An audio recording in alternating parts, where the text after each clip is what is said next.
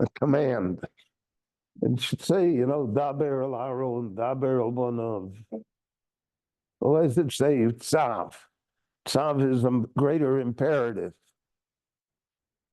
much stronger. Command them. So I've written about this before, but I'm going in a different direction now.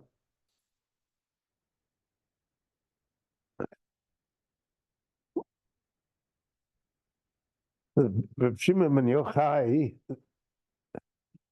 on the word Tzav, it says that the reason it says Tzav is because b'mokom sheyesh bo chisaron kis. If there's a situation where one feels that there's a lack of money involved, in other words, it doesn't pay for me to do this. The reward is not there. So then the nature of a person is not to do it. Why should I expend my time and ability without reward?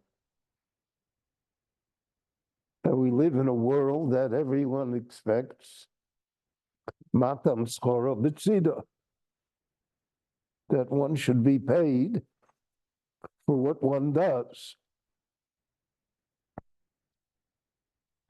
So here you have a korban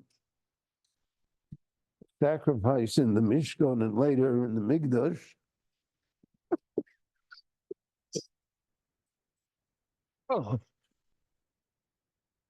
That is a korban olah. Korban olah is burned completely on the Mizbeach. And the Kohen has no benefit from it. Even though there is a slight benefit that he is able to take the hide of the animal. But on a regular korban, the Kohen gets part of the korban. That's part of the payment of the Kohanim. And here you're asking the Kohen to serve in bringing the korban olah, for which he will have no reward. So therefore, this is a mokom sheyesh bo chisaron kis. It's a situation where there is no payment. The person feels that he lost his time and energy for no reason. So the Torah therefore had to reinforce the idea that you have to do it anyway, because I command you to do it.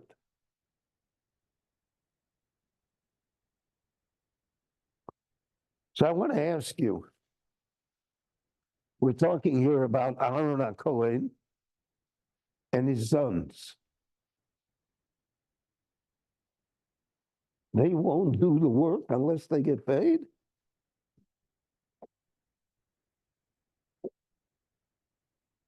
They will say that I'm not willing to perform the service of the korban olah because there's a chisaron kis. Now, perhaps in later generations and under different circumstances, there would be Kohanim that would have that attitude. But here it says, Sav Aaron Vezmono Lemor. We're talking about Aaron HaKohen.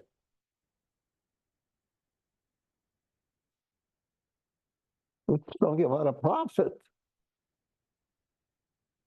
And the holiest man in Israel.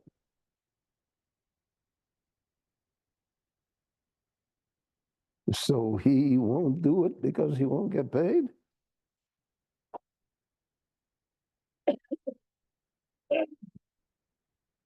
In other words, there's no altruism at all left in the world.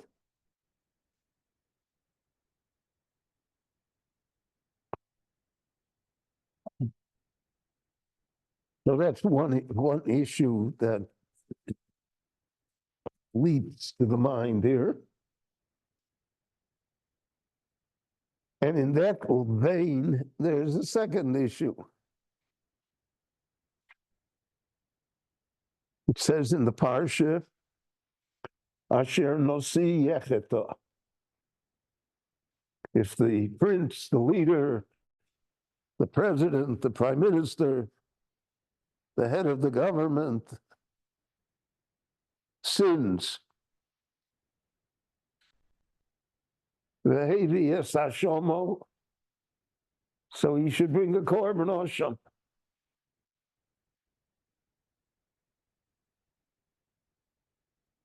What about afterwards? Is he restored to power? In other words, maybe the korban osham straightens him out in heaven. They'll forgive him for his sin. Will the people forgive him? We see from our own experience that that's hardly true.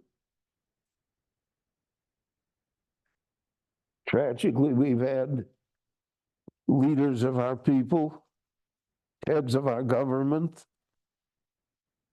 that have sinned and even sat in jail. But they're pariahs. You come to shul, Moshe won't give him a shlishi.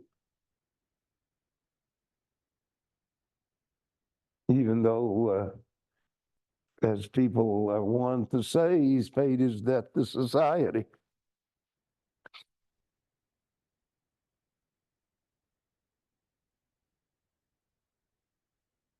So what's involved here? So I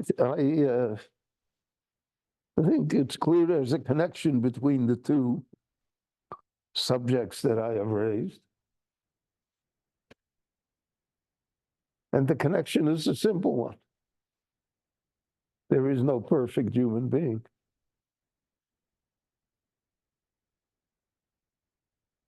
Not only that, Chazal tell us, Kol hagodol mechaveiro yitzro godol memenu. The greater the person is, the more likely it is that the person will sin.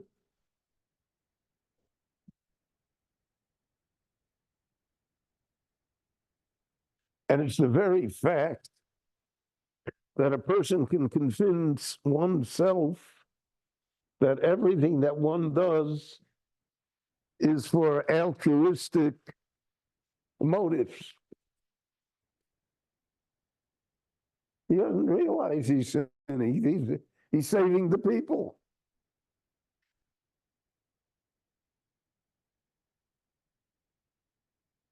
He's buying the best submarines.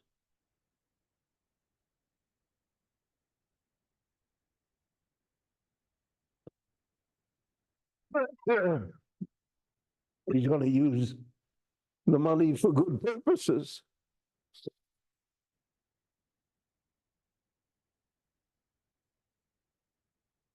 So the Torah wants to warn us that we should not delude ourselves. We should not think that we're going to have perfect leaders. In fact, that's one of the reasons why Aaron was chosen to be the Kohen Gadol. So we could say, how could Aaron be the Kohen Gadol? He was the one that made the Egel. He was the one who created the golden calf. In the moment of crisis in Jewish life, he made the wrong decision. Now you want him to be the high priest? And we find that by Moshe also. The Torah details for us the failings of Moshe.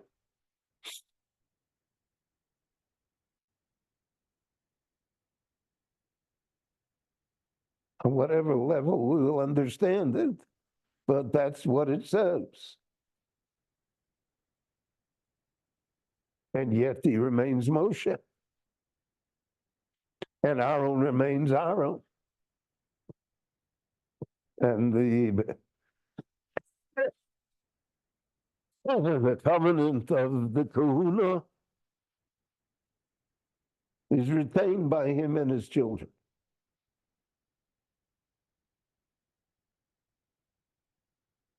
So the lesson here is there are no perfect people. It's a hard lesson for us to absorb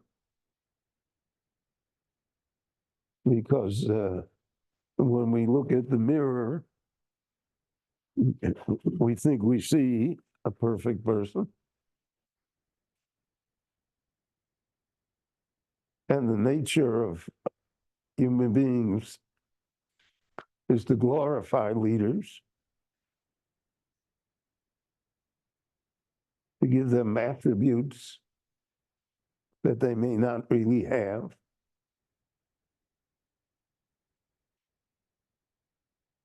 The whole concept of how to deal with leaders that sin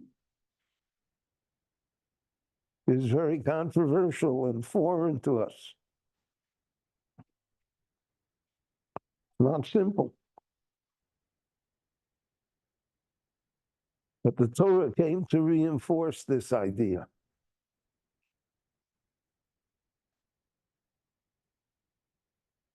So from the beginning onwards, from original man, from Adam Arishon, who the Torah tells us sins in Gan Eden, Chava sins. The Torah will tell us that Noah disappoints. The Torah will tell us that Avraham Avinu said things he shouldn't have said. Said Bameda, how am I supposed to know?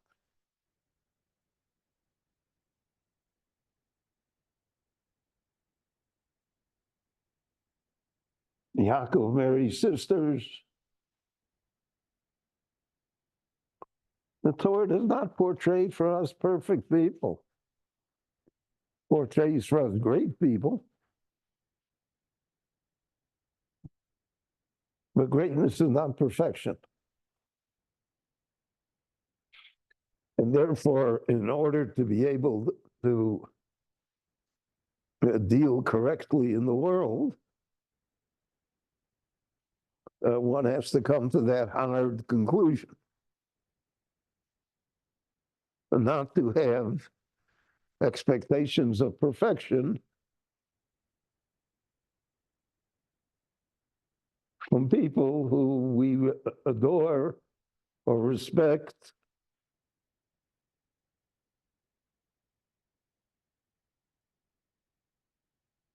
Because if you think about it, it affects us personally. Because if I admit that the person that I respect is not perfect, I'm admitting that I'm not that great a judge of character.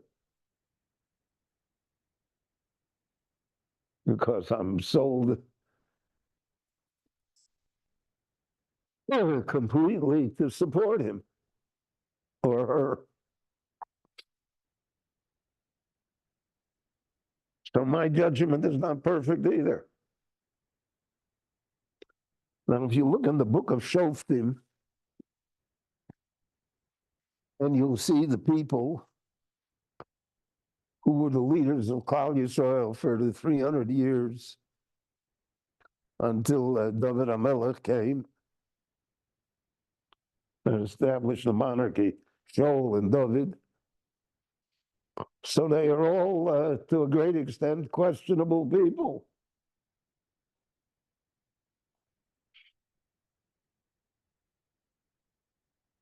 Gidon, Yiftach, Shimshon.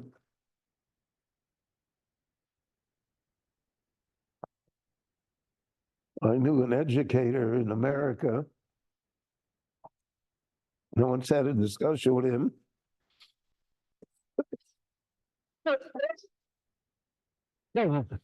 Excuse me, I'm very,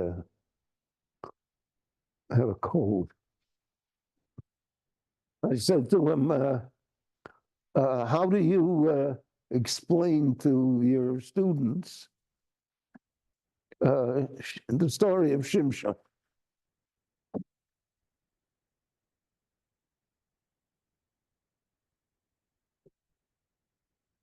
The women of the Philistines, the Leela. What's all of that? How do you explain it? He said, we skip it. And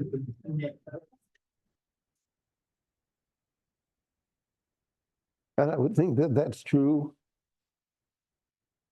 overwhelmingly in our education, is that we skip it. We have no good answer. And the Torah holds him to be a great person, a holy person. Vayochel ruach Hashem lefamo. Within him, the Spirit of God, so to speak, beats. So this is the way you behave?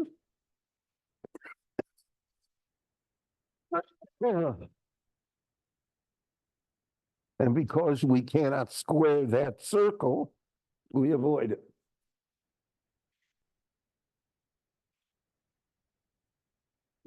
And it goes throughout Tanakh, Shaul HaMelech says, Ben Shona Shaul B'mocho. Shaul was like a 1-year-old baby when he became the king, cleansed of sin. Shmuel ends up ripping the kingdom from his body. David, there's no story in Tanakh that is more worthy of explanation than the story of David. And the prophet says, Ato Ish, you're the one that did it. But David is not perfect. And Shlomo is not perfect. And certainly their successors are far from perfection. And the Tanakh records for us their errors. Now, if we were writing the book, we would edit it a little.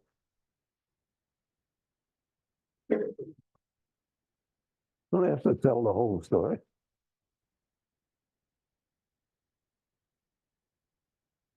There are plenty of stories about our leaders that are not known and will never be known. And we say it doesn't do any good to know it. It's a diversion.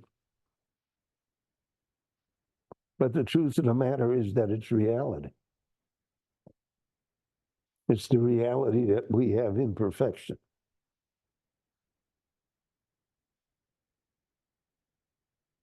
And that therefore, in our expectations of perfection, we oftentimes throw out the baby with the bathwater.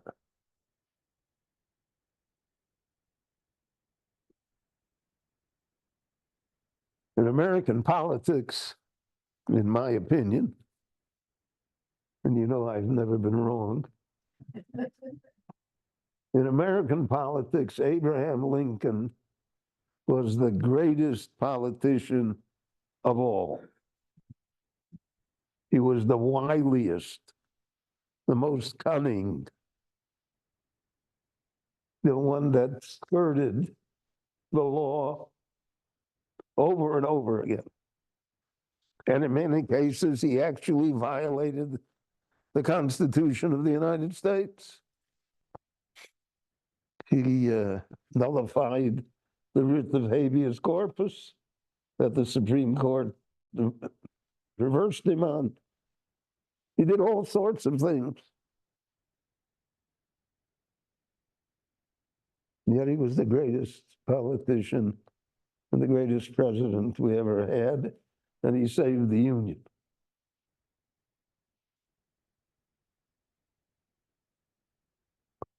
Because imperfection is reality.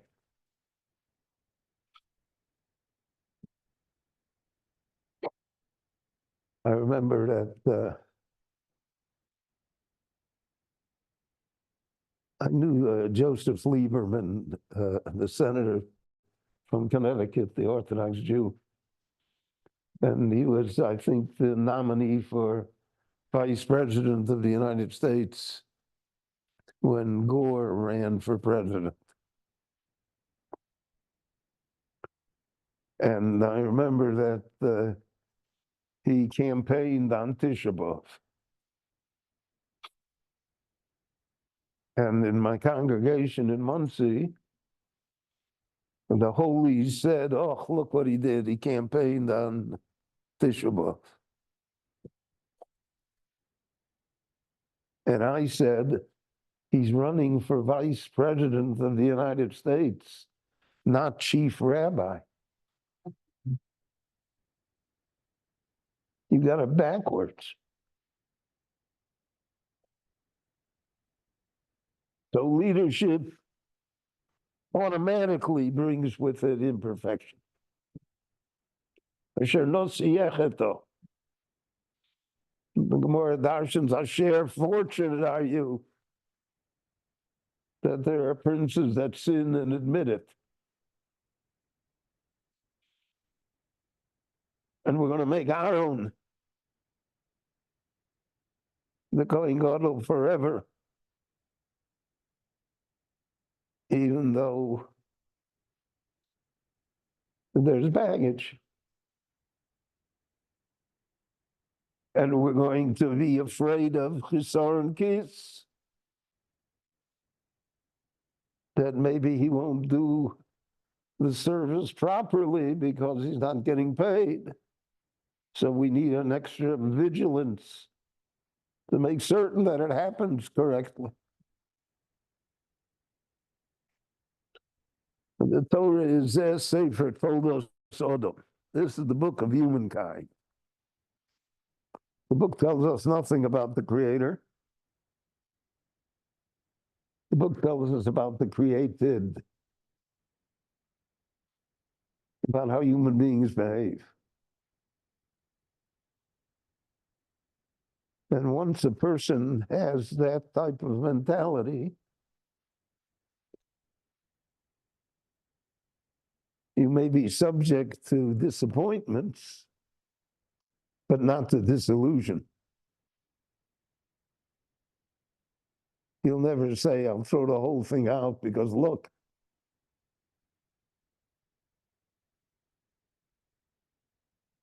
This in final conclusion.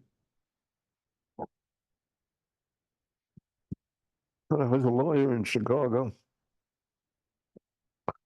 I represented a client, an Orthodox Jew, who was trying to purchase a certain piece of property.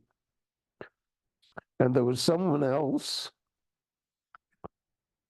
a great scholar, who also was in the real estate business. And he was a competitor. He wanted to buy it.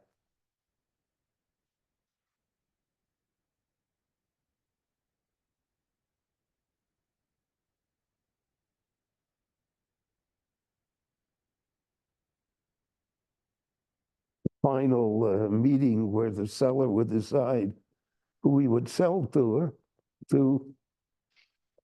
And he said, the seller said, I'm selling it to the other man. Okay. I said, why? He said, because on Saturday I received a better offer from him.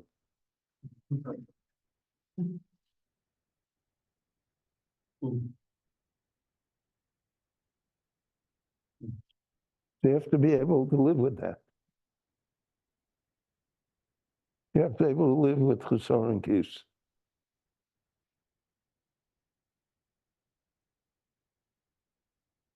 Perfectly understandable. I think that this is an important theme that runs through the Parsha and can help us deal with many otherwise very difficult situations that we encounter in our life and experience. Shabbat shalom, everyone, and stay well. Saturday night, there's a lecture on anti-Semitism, the time of the Enlightenment. What time? 8:30.